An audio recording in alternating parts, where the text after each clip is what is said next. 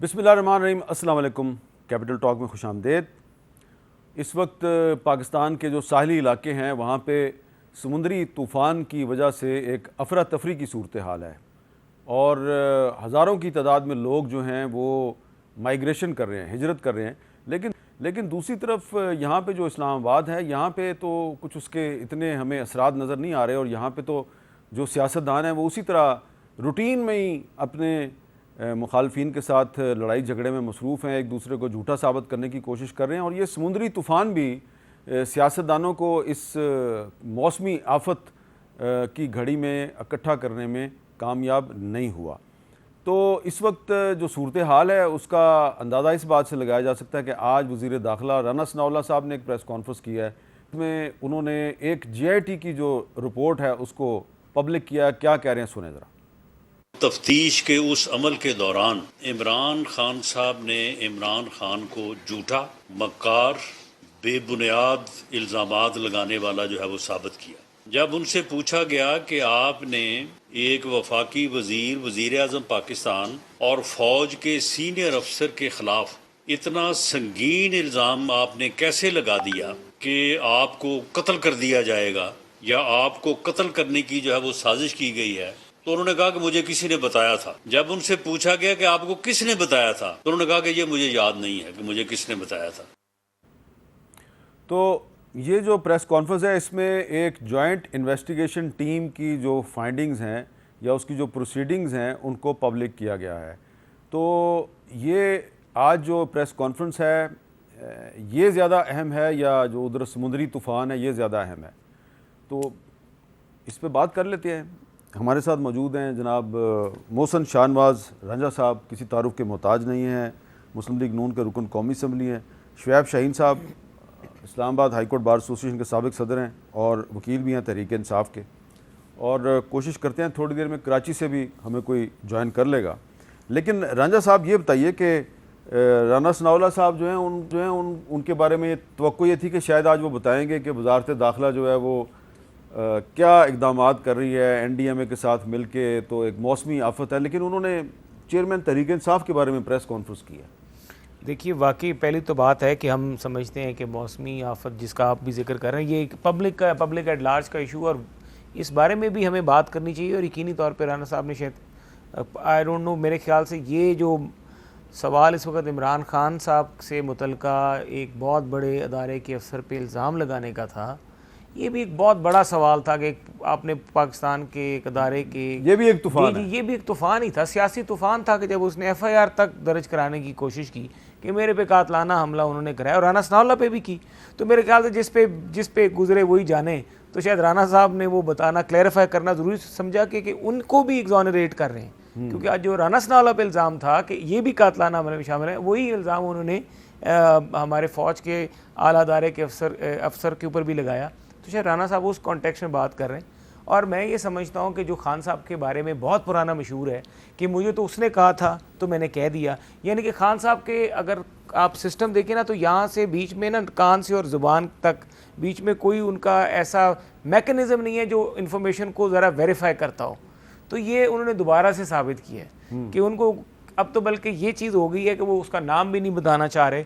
شاید وہ ہو سکتا ہے کہ وہ مطلب کوئی ایسا قریبی شخص ہے جس کو وہ، میرے خیال سے آج کل ان کی جو خاتون اول تھیں پہلے ان سے زیادہ تو خان صاحب کا کوئی قریبی نہیں ہے، کیونکہ مجھے یہ بھی پتہ لگا ہے کہ جب خان صاحب کو یہاں سے چھوڑا گیا اور کہا گیا کہ آپ گھر جائیں تو خان صاحب کافی دیر کال کا انتظار کرتے رہے، کیونکہ حساب کتاب نکل رہا تھا۔ اس حساب کتاب میں بتانا چاہتا تھا کہ آپ نے بنی گالا جانا ہے کہ آپ نے زمان پاک جانا ہے، تو جب تک وہ حساب کتاب کلیئر نہیں ہوا وہ خان صاحب کی گاڑی تھوڑی سی سڑک پہ رام چلتی رہی۔ خبر رکھتے ہیں آپ، لیکن شعیب شاہین صاحب یہ بتائیں اس کی کیا اہمیت ہے جو JIT کی پروسیڈنگ ہے یا اس کی جو رپورٹ ہے اس کو پبلک کیا ہے، لیکن اس کی کوئی قانونی حیثیت بھی ہے؟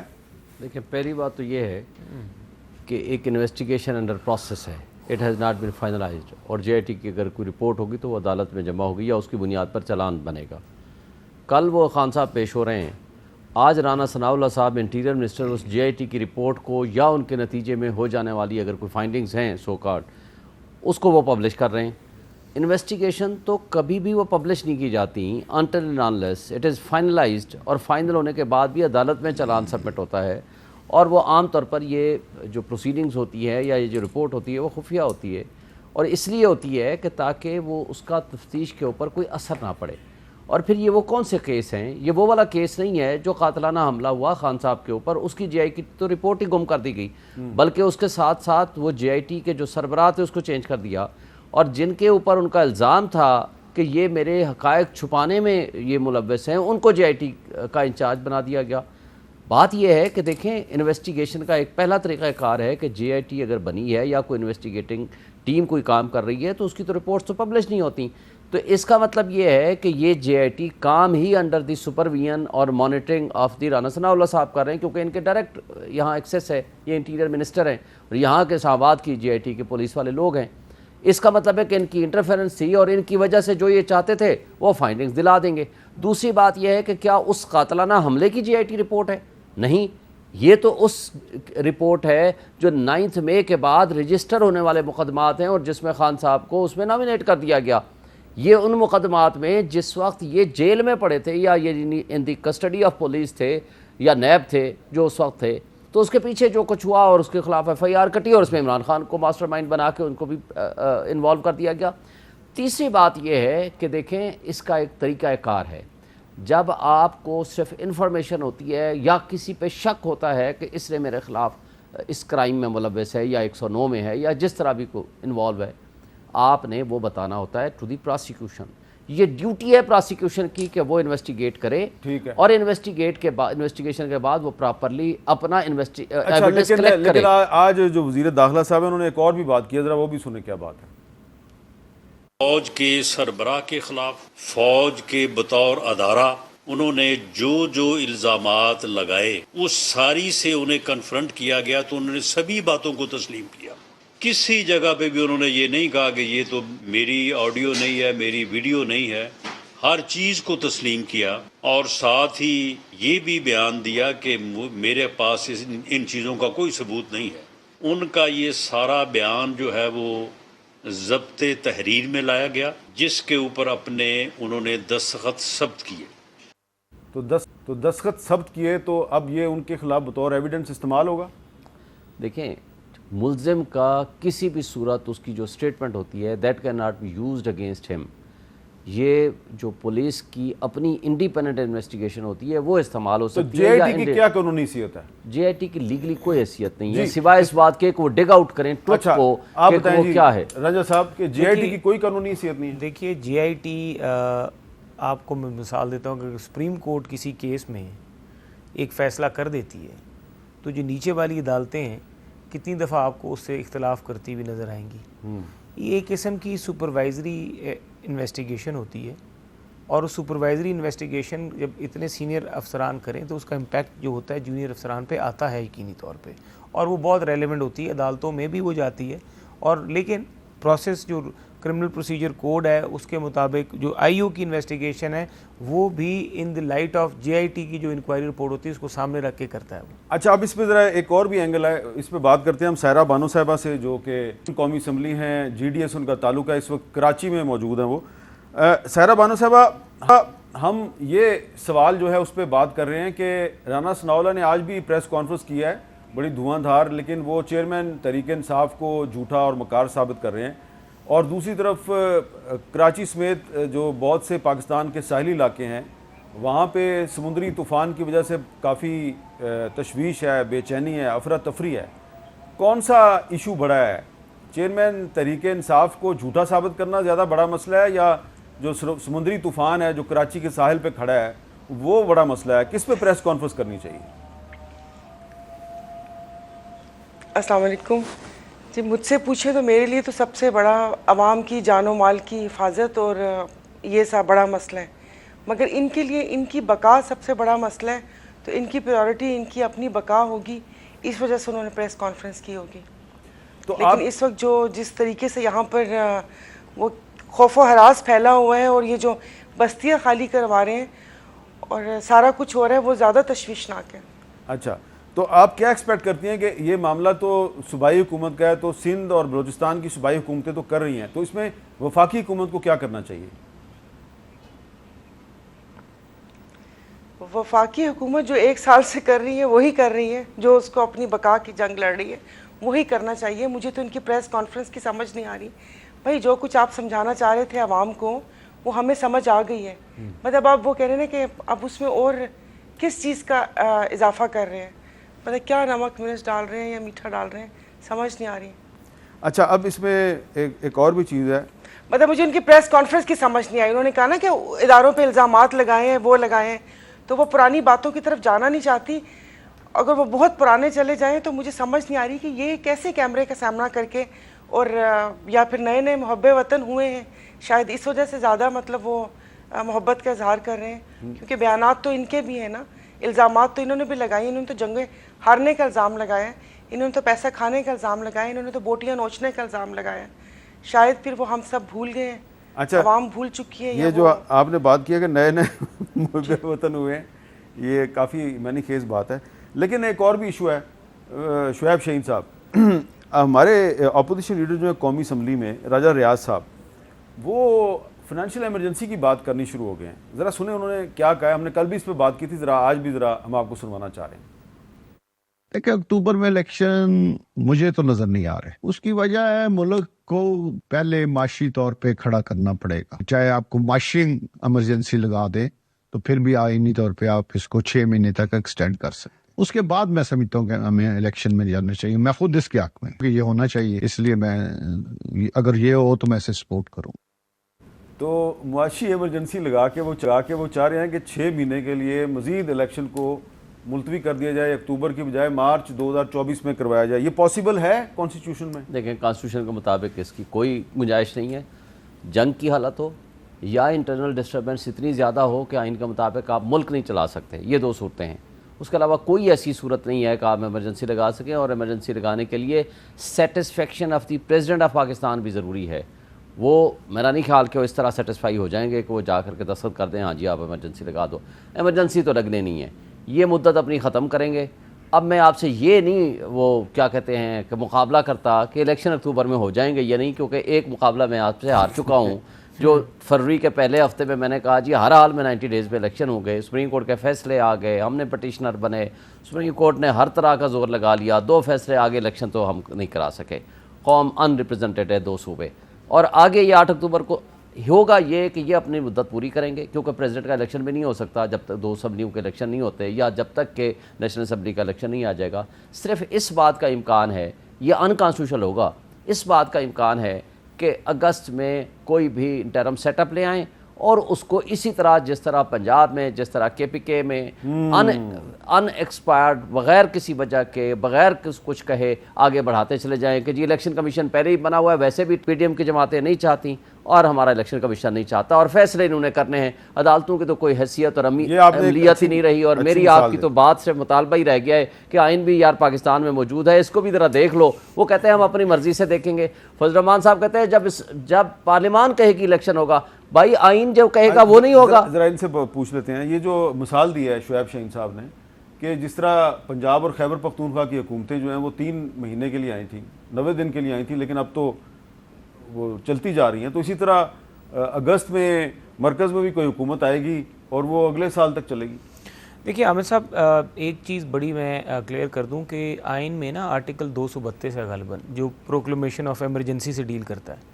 اس کے بیچ میں ایک لفظ ہے انٹرنل ڈسٹربنسز، جو کہ beyond the control of provincial government ہو. میں ویسے آپ کو بتا رہا ہوں، عوام کے بھی علم میں اضافہ کر رہا ہوں. وہ بالکل 232 کا پہلا جو ہے 232، اس میں یہ لکھا. اب مجھے بتائیں کہ جو تحریک انصاف کے لوگوں نے پچھلے 2 مہینوں میں 3 مہینوں میں پاکستان کے ساتھ کیا ہے، فوجی تنصیبات پہ حملے کیے ہیں، سیکورٹی انسٹالیشن پہ حملے کیے ہیں، ملک میں بغاوت کی بات کی ہے. انٹرنل ڈسٹربنس کا تو مقدمہ پی ٹی آئی نے خود بنا دیا ہے، کسی کو باہر سے بنانے کی ضرورت نہیں ہے. سب کو لیکن صرف ابھی حماد اظہر صاحب نہیں پکڑے گئے، اسلم اقبال صاحب نہیں پکڑے گئے. ماسٹر مائنڈز تو بھی پیچھے بیٹھے نا، جن لوگوں نے کیا ہے وہ آپ کو کچھ کدھر چلے گئے. ماسٹر مائنڈز تو ابھی تک نہیں پکڑے گئے، ابھی تو بیچارے بچے پکڑے گئے. تو اگر ماسٹر مائنڈ نہ پکڑے گئے تو آپ فائنینشیل ایمرجنسی لگا دیں. فائنینشیل تو راجہ ریاض صاحب نے کہا، میں ویسے ایک آئینی پوزیشن آپ کو دے رہا ہوں کہ ایمرجنسی کی ویسے میں اس کو as a person as a student of politics میں اس کو سپورٹ نہیں کرتا کہ ایمرجنسی لگانی چاہیے، میری اپنی ذاتی رائے، لیکن میری پارٹی کا یا پی ڈی ایم کا اگر فیصلہ تو میں بھی پابند ہوں گا اس فیصلے کا. لیکن راجہ ریاض صاحب تو اپوزیشن لیڈر ہیں. راجہ ریاض صاحب تو آپ کو پتہ ہے کہ راجہ ریاض صاحب ہیں نا، کی ٹکٹ پہ الیکشن لڑیں گے. نہیں، راجہ ریاض صاحب اور ہیں اپوزیشن لیڈر. میں راجہ ریاض کی تو بات نہیں کر سکتا. اچھا سائرہ بانو صاحبہ، میں صرف ایک بات کلیئر کر دوں کہ جہاں پر بات ہے نا کہ الیکشنز ہونا اکتوبر میں، معاملات کا ہونا، الیکشن کمیشن کی میرے خیال سے پوری تیاری ہے. بجٹ میں پیسے بھی رکھے جا چکے ہیں اور ہمیں اچھے کی امید بھی رکھنی چاہیے. صرف ایک ہی کام کی ضرورت ہے، تمام سیاسی جماعتیں الیکشن کمیشن پہ اعتماد کا اظہار کریں بشمول تحریک انصاف، اس کے بعد الیکشن ہو سکتے ہیں. اچھا سائرہ بانو صاحبہ، کیونکہ آپ قومی اسمبلی میں اپوزیشن بینچوں پہ بیٹھتی ہیں، تو یہ بتائیں کہ کیا راجہ ریاض صاحب نے بطور اپوزیشن لیڈر جو بات کی ہے کہ 6 مہینے کی فنانشل ایمرجنسی لگا دیں اور الیکشن جو ہے وہ اگلے سال تک لے جائیں، آپ اس کو سپورٹ کرتی ہیں؟ نہیں جی، میں بالکل سپورٹ نہیں کرتی. اور انہوں نے ایز اے اپوزیشن لیڈر بات نہیں کی، انہوں نے as a to be known کے ممبر ہونے کی بات کی ہے، کیونکہ وہ ہر جگہ برملا کہتے ہیں کہ ان کا جو نیکسٹ الیکشن ہے وہ نون کی ٹکٹ پر ہوگا. ابھی ریسنٹلی بھی انہوں نے کہا ہے. اور دوسرا، الیکشن کیسے ہوں گے؟ ابھی جو پاکستان کو کیا کہتے ہیں استحکام بخشے گی وہ پارٹی اپنا الیکشن کمیشن میں رجسٹرڈ تو ہو لے. اور آپ ہی کی جنگ کی خبر تھی کہ وزیر اعظم صاحب نے کہا تھا جب الیکشن کمیشن کہے گا تب الیکشن ہو جائیں گے. یہ الیکشن وہ وزیر اعظم صاحب یا جو گورنمنٹ نے ڈیسائیڈ کرنا ہوتا ہے یا جو سب آرڈینیٹ ادارہ ہے وہ بتائے گا کہ آج مطلب اس ڈیٹ کو الیکشن ہوں گے. پیسے ویسے بھلے رکھ لیں، ان کے جو آپس میں ابھی جو پھوٹ پڑی ہوئی ہے اس کو پہلے دیکھ لیں. اور الیکشن کی نیت مجھے نہیں نظر آ رہی کہ یہ ذرا بتائیں کہ یہ الیکشن کروانے کی کس کس کے درمیان پھوٹ پڑی ہوئی ہے؟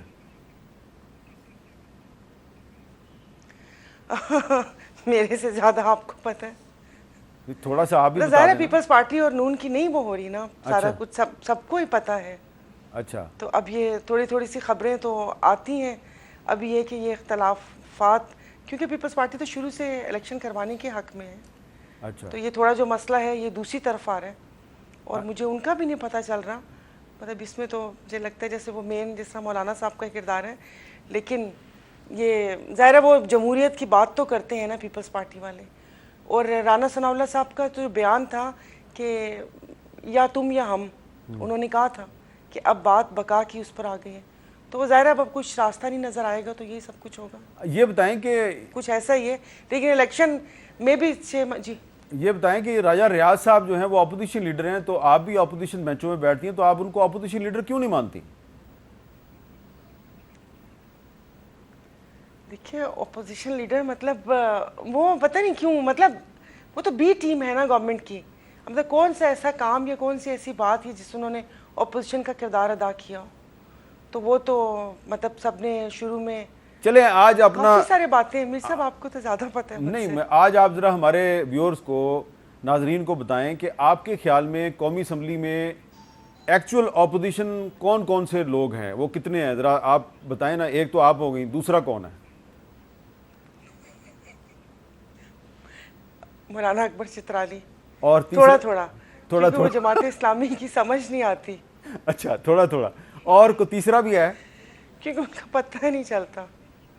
تیسرا کو ہے؟ تیسرا یاد نہیں آ رہا کوئی. نہیں، غوث بخش مہر صاحب کا مطلب ظاہر ہماری پارٹی تو ہے نا، میں تو ایسے جی ڈی غوث بخش مہر صاحب کا تعلق جی ڈی اے سے نہیں ہے؟ جی ڈی اے سے ہی ہے. میں نے کہا میں اپنی جی ڈی اے کی بات کر رہی ہوں. لیکن دیکھیں وہ کہتے ہیں نا کہ وہ اس ایوان کی بھول بھلائیوں میں اتنی زیادہ وہ سرگوشیاں اور اتنی افواہیں ہوتی ہیں کہ پتہ ہی نہیں چلتا. چلیں میں اب آپ کو مزید تنگ نہیں کرتا. اب صورتحال بتائیں جی اپنا راجہ صاحب.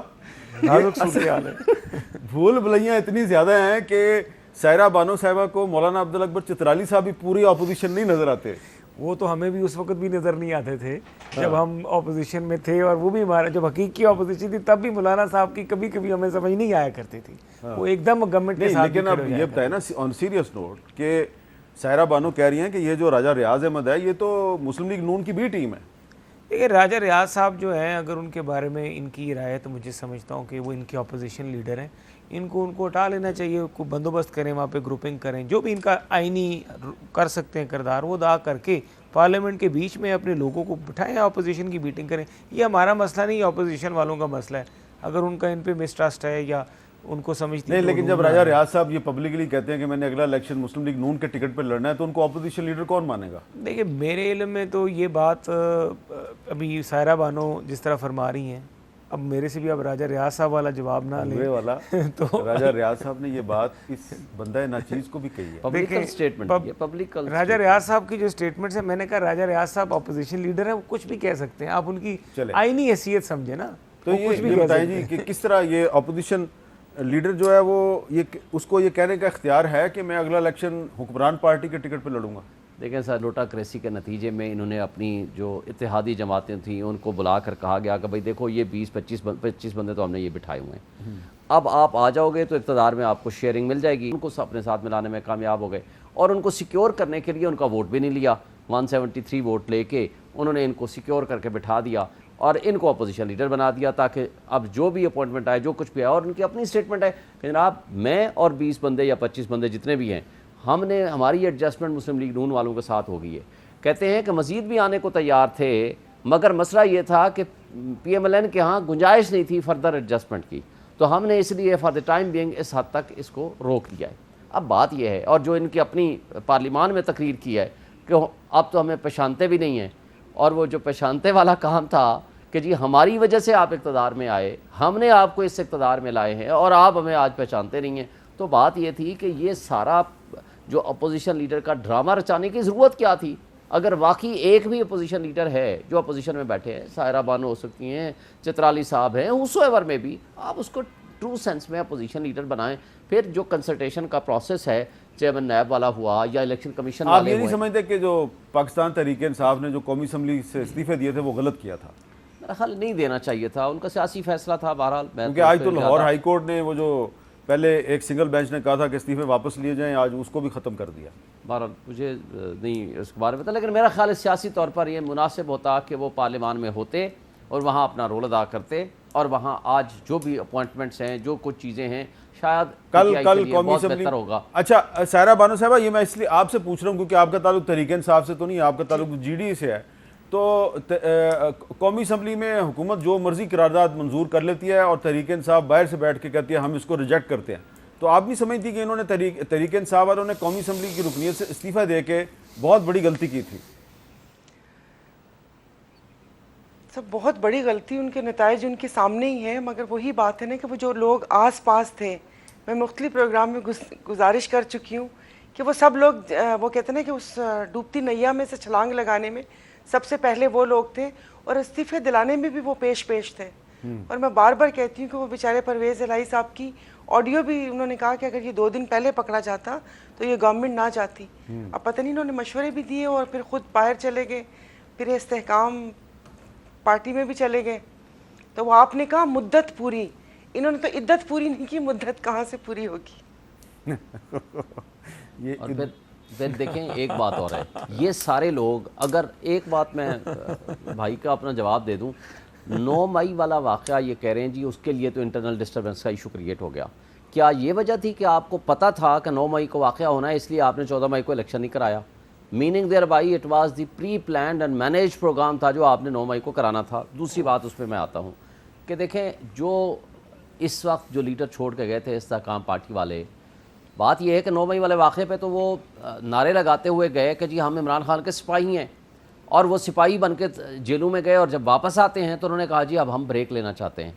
اور بریک ایسی لگائی انہوں نے کہ 1 ہفتے بعد ان کی بریک فیل ہو گئی، اور بریک جا کر کے ختم ہوئی وہاں جہانگیر ترین کے جلسے میں، جہانگیر ترین کی میٹنگ میں.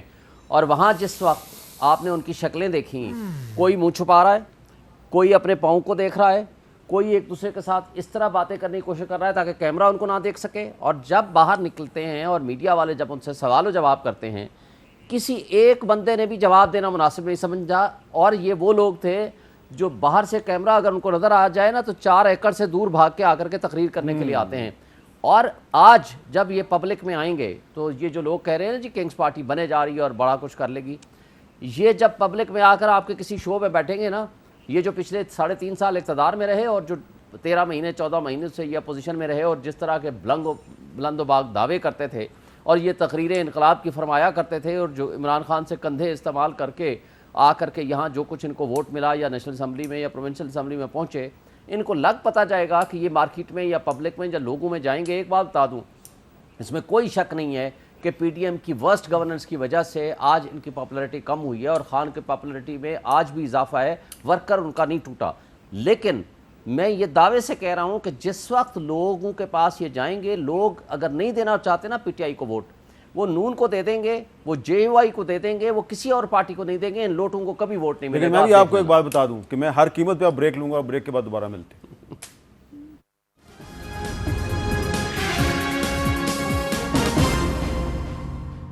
کیپٹل ٹاک میں خوش آمدید۔ بریک کے دوران تو آپ کو سائرہ بانو صاحبہ کا جو بیان ہے وہی یاد آتا رہا ہے۔ میں نے یہی بات کی، میں نے کہا بات عدت اور مدت سے شروع ہوئی تھی اور چلی گئی فواد چودھری پہ، فواد چودھری کا تو کسی نے نام ہی نہیں علی لیا۔ زیدی پہ بات چلی گئی، وہ باقی لوگ جو استحکام پاکستان میں شامل یہ ہوئے۔ بتائیں، سوال میرا آپ سے یہ ہے کہ یہ جو استحکام پاکستان پارٹی بنی ہے، یہ ابھی تو خیر اس کی نہ رجسٹریشن ہوئی ہے، نہ اس کا آئین آیا ہے، نہ اس کا منشور سامنے آیا ہے، لیکن الیکشن جب بھی ہوگا، جب کبھی بھی ہوگا، تو نون لیگ کے ساتھ تو ان کی ایڈجسٹمنٹ ہو جائے گی۔ دیکھیں، ڈپینڈ کرتا ہے، میرا نہیں خیال ضروری ہے، مجھے لگتا ہے کئی حلقوں میں مخالفت بھی ہوگی، اور میرا اپنا تجربہ اب یہ ہے علیم کہ خان کی کون مخالفت کرے گا؟ میاں نواز شریف صاحب نے خود ان کی آگے کمپین چلانی ہے۔ علیم خان صاحب کی حد تک مجھے لگتا ہے کہ نہیں مخالفت ہوگی۔ باقی کچھ لوگ ایسے ہیں، کئی حلقے ایسے ہیں، یا بکھر کا حلقہ ہے، وہاں پر ایشوز آ سکتے ہیں، وہاں پہ ایک ڈانڈلا صاحب ہیں، ایک نوانی صاحب ہیں، اس طرح کے اور بھی حلقے ہیں۔ وہاں کی پولیٹیکل جو لوکل لینڈسکیپ ہے اس کے مطابق نون لیگ کی مجبوری ہے اپنے لوگوں کے ساتھ، کیونکہ پرانے لوگ پی ایم ایل این کے پاس مضبوط لوگ ان حلقوں میں موجود ہیں۔ ایک تو یہ وجہ ہے۔ دوسری یہ وجہ ہے، جہاں تک یہ سوال اٹھتا ہے کہ استحکام پاکستان پارٹی کی پولیٹیکل جو کوئی ووٹ بیس ہے، ووٹ بیس نہیں، وہ الیکٹیبلز ہیں سارے، اور وہ الیکٹیبل جو ذاتی حیثیت میں اتنا طاقتور ہے کہ وہ پی ٹی آئی کی جو ووٹ بینک ہے اور پی ایم ایل این کا جو ووٹ بینک ہے اس کو سائڈ لائن کر کے بھی اپنی سیٹ نکال سکتا ہے، تو وہ الیکٹیبل جو ہیں بیسیکلی ہیں وہی لوگ اور وہی سیٹیں ہیں۔ وہ آپ گن کے دیکھ لیں وہ کتنی سیٹیں ہیں۔ میرے اپنے خیال سے ابھی بہت ٹائم چاہیے تحریک استحکام پاکستان پارٹی کو ٹو ڈیولپ اور اپنی وہ اسٹریٹجی تو یہ 6 مہینے تو کافی ہوں گے نا؟ دیکھیں، ہم تو خود پولیٹیکل کنٹیسٹنٹ ہیں نا، ہم تو کہیں گے 6 مہینے اگر ہمیں نقصان ہو رہا ہے تو 6 مہینے کی تو ہم بات نہیں کریں گے نا، ہم تو اگر میرا آپ کو نہیں لگتا کہ جب تک استحکام پاکستان پارٹی جو ہے وہ اپنے پاؤں پہ کھڑی نہیں ہوتی، سال 6 مہینے، تو تب تک پھر الیکشن نہیں ہوگا؟ اچھا حامد صاحب، جو میں دیکھ رہا ہوں آئندہ آنے والے الیکشنز میں، اگر فیئر الیکشن ہمیں کرنا ہے تو پھر فیئر پلے بھی کریں۔ فیئر پلے کس طرح ہو سکتا ہے؟ اگر ساری پارٹیز بیٹھ جائیں اور کہیں ماضی کی جو غلطی ہے ہم نے ٹھیک کرنی ہے اور مانے کہ ایڈمیشن دینی ہے، تو پہلے تو شروع کریں 2017 میں نواز شریف کے فیصلے سے، نواز شریف کو پاکستان واپس لائیں، اس کو جس طریقے سے عدالتوں میں ایک اس کے خلاف فیصلہ آیا وہ فیصلہ ختم ہونا چاہیے، نواز شریف کو الیکشن پروسیس میں آنا چاہیے، اس کے ساتھ پھر عمران خان اپنی سیاسی جماعت کو لے کے باقی پارٹیز بھی لے کے بیٹھے کہ ٹھیک ہے۔ عمران خان کیسے بیٹھے؟ عمران خان کو تو آپ ملٹری کورٹس میں ٹرائی کرنا چاہتے ہیں، اور 185 ایف آئی آر کاٹ دی ہے ایک سال کے اندر۔ دیکھیں میری بات سنیں نا، اب میرے پہ بھی، میں نے بھی عمران پہ ایف آئی آر کرائی ہوئی ہے، خود میں نے کرائی ہوئی۔ کیوں میں نے کرائی؟ کیوں نوبت آئی؟ بھائی میری گاڑی کا شیشہ کیوں توڑا تم نے؟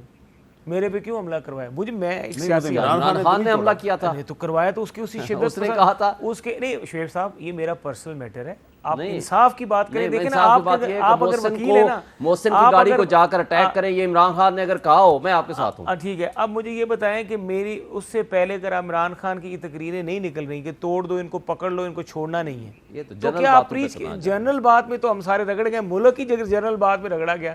یہ 2014 سے لے کے وہ دھرنا 1 دھرنا 2 وہ تربیت ہے جو یہ آرمی ہاؤس پہ، کور کمانڈر ہاؤس پہ اور جی ایچ پی جو حملے میں، یہ اس تربیت کا نتیجہ ہے۔ ٹھیک ہے، اور میں بھی اسی تربیت کا شکار ہوں، اور وہ جو 190 ایف آئی آر ہیں وہ اسی تربیت کے نتیجے میں ہوئی ہیں۔ اچھا سائرہ بانو صاحبہ یہ بتائیں کہ یہ جو سندھ سے استحکام پاکستان پارٹی میں جو لوگ شامل ہوئے ہیں، خاص طور پہ کراچی سے، آپ کو کیا لگتا ہے کہ یہ الیکشن لڑیں گے تو یہ جیت جائیں گے؟ नहीं जी, इनको तो जो पहचाना है, ये नाम पता चला है कि वो तो खान के साथ नाम लगा हुआ था, तो फिर हमें पता चला था कि ये अली जैदी कौन है, इमरान इस्माइल कौन है। ये तो बरमला उस वक्त भी कहते थे आपस में, ये तो कौंसल का इलेक्शन नहीं जीत सकते, इनको कराची से वोट कौन देगा, इनको तो कोई भी नहीं जानता, कोई बेस ही नहीं है, तो ये नहीं जीते। आपका जो अलायंस है, आपकी जो पार्टी है, तो आने वाले इलेक्शन में आपकी पार्टी जो हमेशा जो है वो उसके बारे में ये कहा जाता है कि जी वो बड़ी प्रो फेडरेशन पार्टी है, तो क्या आपका इस्तेहकाम पाकिस्तान पार्टी के साथ अलायंस हो सकता है? हाय अल्लाह ना करे, पता नहीं यहाँ पर क्या क्या हो जाए, ये ना हो। नहीं, मेरे ख्याल में नहीं हो सकता। अच्छा, कुछ भी हो सकता है जी पाकिस्तान में। होने वो वाले वैसे भी मुझसे वो किसी आप तो ने पूछा घबराई था गई हैं। GDA का। आप तो घबराई गई हैं कि हाय अल्लाह कभी ऐसा ना हो जाए। पॉलिटिक्स ये इज इस आउट ऑफ मुल्क में पॉसिबल। होने में तो कुछ भी हो सकता है। मुझसे देखें किसी माजी में भी जो ने, मैं पार्टियां उस वक्त बनी मजाक में कहती थी, कोई मुझे GDA के लिए बोलता था, हाँ, तो मैंने ऐसे मजाक किया था, मैंने कहा बेटा हम फ्रूट सैलेड है, थाई के साथ भी होंगे, कॉन्टिनेंटल के साथ भी और देसी खाने के साथ भी, जवाब मिल गया। लेकिन अल्लाह करे ऐसा ना हो। अच्छा लग रहा है ऐसा ना लेकिन हो। सर इस पे मैं एक बात गुजारिश करूं। देखिए माजी में भी ये किंग्स पार्टियां बनी हैं। आप देखो जब जुल्फ़िकार अली भुट्टो को जेल भेजा गया, या सबके सामने है 40 में से 38 उनके CC के मेंबर छोड़ गए थे। नेशनल पीपल्स पार्टी बनी। नेशनल पीपल्स पार्टी जतोई साहब की बनी, खर की अपनी पार्टी बाद में बनी, progressive Kausar peoples Niazi party, की प्रोग्रेस, रामे साहब की अपनी पार्टी बनी, मुसावात पार्टी। हाँ मुसावात पार्टी। ये सारी पार्टियां हवा में तहलील हो गई जब 85 का इलेक्शन हुआ या 86 में बेनज़ीर साहिबा वापस आई। उसके बाद इस दौरान दरियाफ्त किया गया मोहम्मद खान जुरेजो साहब को, वो इंडिपेंडेंट आदमी थे, नहीं चल सके माशाल्लाह के साथ, जियाउल हक साहब के साथ। फिर बीच में से दरियाफ्त हो गए जनाब ये नवाज शरीफ साहब, फिर नवाज शरीफ साहब को बड़ा पाल पोस के आगे लाया गया। जब ये पॉपुलर हो गए तो जनाब मुशर्रफ साहब से लड़ाई होगी, फिर इनके वतन से PMLQ पैदा की गई, इससे भी काम नहीं चला तो पैट्रियाट्स आ गए। और आप ही को याद होगा कि एक वोट से जमाली साहब को जितवाया गया, वो जितवाने वाले भी वही थे जो बाकी वोट अपोजिशन को दिलवा रहे थे। फिर इमरान खान साहब भी तो दरियाफ्त हुए ना। इमरान खान अपनी पॉपुलैरिटी, अपने जोर, अपनी मेहनत से आगे अच्छा, आए, इसमें उनको सपोर्ट मिल सकती है। एक मैं ये सवाल कहता है, हूं, देखिए ना, मैं एक बात कह सकता हूं। देखिए बात ये ना, यहाँ पे फैक्ट से एक बात बात करें, 1997 में क्या इलेक्शन लड़ा इमरान खान ने, अभी वर्ल्ड कप जीते हुए उनको सिर्फ 4-5 साल हुए थे, उनकी जमानत जब्त हो उनकी गई। पार्टी पहले 2002 में उन्होंने इलेक्शन लड़ा, उनको सिर्फ एक सीट मिली, बिल्कुल ठीक है ना। तो पॉपुलैरिटी उस 13 का इलेक्शन नवाज शरीफ नहीं 8 का इलेक्शन नवाज शरीफ साहब ने उनको फिर आ गया 2011 इलेक्शन से आउट कर दिया। फिर आ गया 13 का इलेक्शन बड़ी, फिर आ गया 2011, नहीं, फिर 13 उनकी में मुलाकात इलेक्शन हुई जीते। जनाब पाशा साहब से। देखिए, और फिर मैं लेता हूँ एक ब्रेक, मैं ब्रेक ये के बाद कहता हूं- दोबारा मिलते हैं।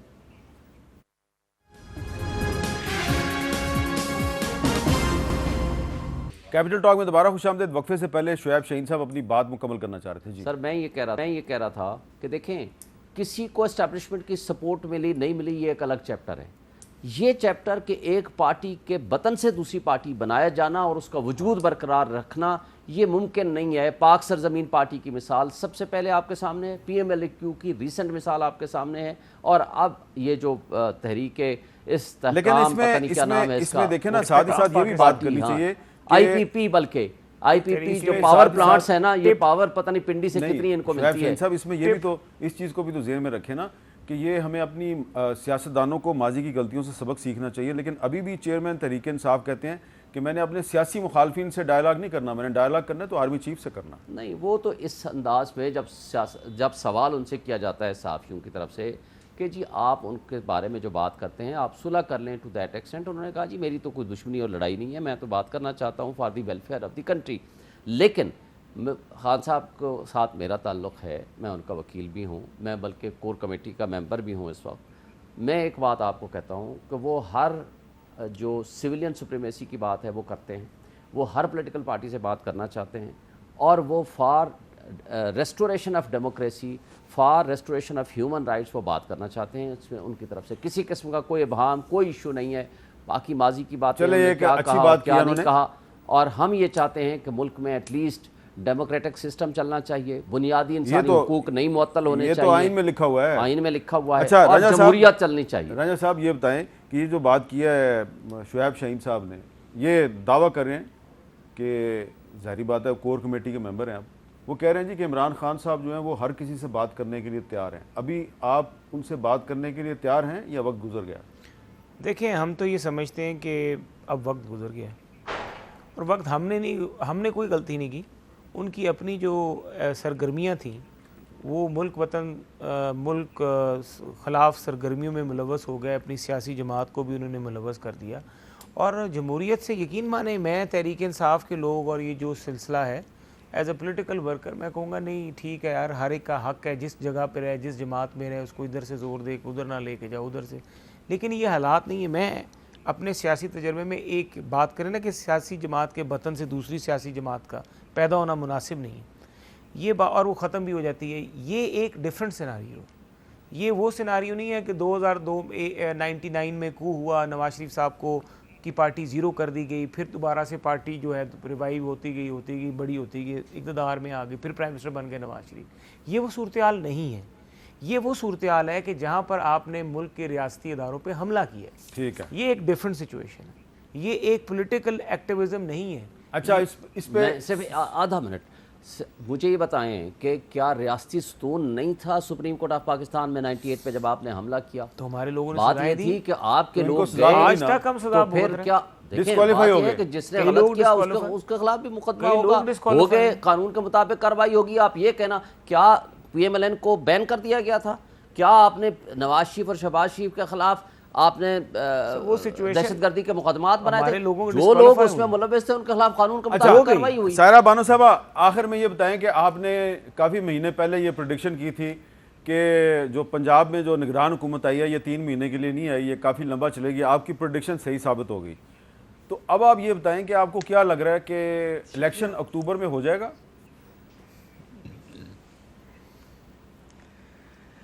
سر کچھ لوگوں کی تو خواہش ہے کہ الیکشن اکتوبر میں ہو جائے، لیکن ان لوگوں کی تیاری نہیں ہے. جیسے کہ آپ نے کہا کہ نہ وہ ابھی پارٹی الیکشن وہاں پہ جا کے رجسٹرڈ ہوئی ہے، نہ وہ کہہ رہے ہیں نا کہ ابھی وہ پولیو کے 2 قطرے پلا کر انہیں اپنے پاؤں پہ کھڑا کریں، کیونکہ وہاں پر بھی لڑائی جھگڑے ہیں. یہ جو منہ بسور کر بیٹھے ہوئے تھے وہاں پر، وہ کوئی شرمندگی نہیں تھی، وہ وجوہات تھیں. اس کے ساتھ نہیں بنتی، اس کے ساتھ نہیں بنتی. اوپر سیٹ نہیں رکھی گئی فواد چودھری کی. فواد چودھری اور علیم خان کا تو آپ کو پتہ ہی ہے ان کا آپس میں کیا کلیش رہتا تھا. تو وہ سارے مسئلے مسائل ہیں. پھر یہ یہاں پر پیپلز پارٹی بھی تھوڑا یہ لوگ آپس میں ایک دوسرے کو کر رہے ہیں. کشمیر جو باغ کا الیکشن ہوا ہے، جو ایک دوسرے پہ الزامات لگاتے ہوئے نظر آ رہے ہیں، وہ سب کچھ سامنے ہے. تو یہ ابھی کچھ دنوں تک پتہ چل جائے گا، لیکن اکتوبر کو ہونے چاہیے، ہوں گے نہیں، کیونکہ ساتھ ہی کہ سندھ اور بلوچستان کی اسمبلی کی بھی مدت بڑھائیں گے. تو پھر یہ آنے والے لوگوں کے لیے مثال قائم کر رہے ہیں. لیکن گو کہ ملک میں نہ آئین ہے نہ قانون ہے، جمہوریت تو ہے ہی نہیں. جیسے کہ آپ نے بولا کہ آج 9 لوگ بیٹھے ہوئے تھے اسمبلی میں، اور کل 22 یا 15 لوگ تھے جس میں یہ قرارداد پیش ہوئی تھی، اور وہ منظور بھی ہو گئی. 5 لوگ قرارداد اور بل منظور کرتے تو ان سب چیزوں کو کون مانتا ہے؟ تو لیکن میرے خیال میں کہ تھوڑا سا اس کو بھلے وہ نہ بھی کیا، کروانے پڑیں گے لامحالہ، لیکن 5-6 ماہ آگے کر لیں گے. 5-6 ماہ آگے کر لیں گے، ایسا لگتا ہے مجھے. چلیں اللہ کرے کہ پاکستان میں جی جو اب وہ آئین، نگران سیٹ اپ کی صورت میں آگے جاتا ہے یا یہ جاتے ہیں. چلیں ہماری تو دعا یہی ہے کہ پاکستان میں آئین اور قانون کی بالادستی ہونی چاہیے، جو آئین کہتا ہے وہی ہونا چاہیے. بہت بہت شکریہ محسن شاہ نواز رنجہ صاحب، شعیب شہین صاحب اور محترمہ سائرہ بانو صاحبہ. اجازت دیجیے، اللہ حافظ.